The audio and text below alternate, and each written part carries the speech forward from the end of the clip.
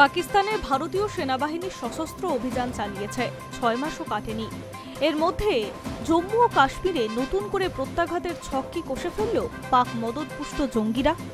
গোয়েন্দা সূত্রে উল্লেখ করে এমনটাই দাবি করছে ভারতীয় এক সংবাদ মাধ্যম।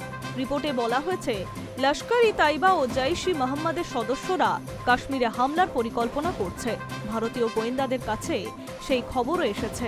ইতিমধ্যে জঙ্গি গোষ্ঠীগুলি কাশ্মীর সীমান্তের বাইরে রসদ সরবরাহ থেকে শুরু করে তথ্য সংগ্রহের কাজ বাড়িয়েছে। এমনকি রিপোর্টে দাবি করা হচ্ছে নিরাপত্তা রক্ষীদের চোখ এড়িয়ে অনুপ্রবেশও ঘটছে মুহুর্মুহুর। গত 22 এপ্রিল কাশ্মীরের পহেলগাঁওয়ের জঙ্গি হামলায় 26 জনের মৃত্যু হয়েছিল। সেই ঘটনায় পাকিস্তানকে দায়ী করে একাধিক পদক্ষেপ গ্রহণ করেছিল নয়াদিল্লি। 6 মে মধ্যরাতে পাক জঙ্গি ঘাঁটিগুলি ধ্বংস করে ভারতীয় সেনারা।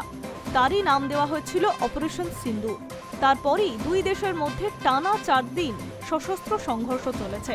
বর্তমানে সংঘর্ষ বিরতি থাকলেও দুই দেশের সম্পর্ক তলানিতে গিয়ে ঠেকেছে। সিঁদুর অভিযানের পর কাশ্মীরে অনুপ্রবেশের একাধিক গোপন পথ খুঁজে বার করেছিল গোয়েন্দারা।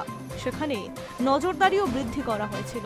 তা সত্ত্বেও কিভাবে অনুপ্রবেশ ঘটেছে প্রশ্ন উঠছে। গোয়েন্দা সূত্রে খবর, লস্কর জঙ্গিদের একটি গোষ্ঠী কাশ্মীরে নিয়ন্ত্রণ রেখার কাছে ড্রোন দিয়ে নজরদারি চালিয়েছে। কোন কোন অংশে নিরাপত্তা বাহিনীর নজরদারি দুর্বলতা চিহ্নিত করছে।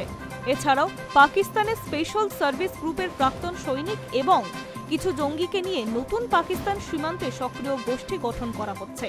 পাক অধিকৃত কাশ্মীরে তাদের মোতায়েন করা হচ্ছে বলে খবর।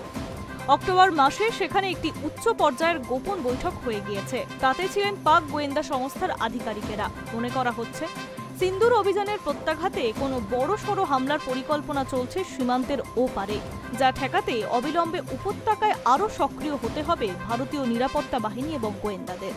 High news network.